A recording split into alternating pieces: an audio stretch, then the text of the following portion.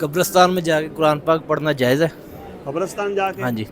قبرستان جا کے قرآن مجید کو تلاوت کرنا بغرض عبادت جائز نہیں ہے۔ دلیل اس کی وہ حدیث ہے جس میں نبی صلی اللہ علیہ وسلم نے فرمایا لا تجعلوا بیوتکم مقابر وصلوا فیہا فإن الملائکۃ یبلغون حیث ما کنتم۔ گھروں کو قبرستان نہ بناؤ،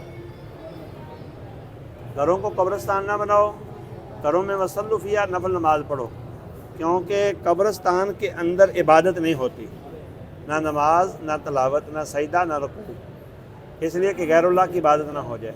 دوسری بات یہ ہے کہ نبی صلی اللہ علیہ وسلم نے اور صحابہ کرام نے قبروں کے اوپر جا کر تلاوت نہیں کی۔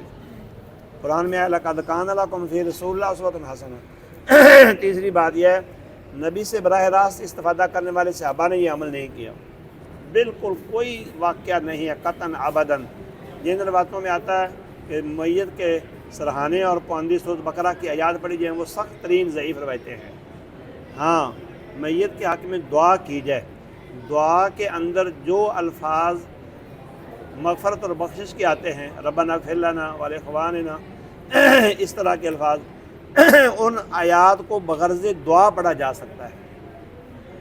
بغرض تلاوت جیسے لوگ قبرستان کے اوپر بیٹھ کے سپارہ پڑھتے ہیں، یہ بالکل حرام اور گناہ ہے، بجائے ثواب کے گناہ ملے گا۔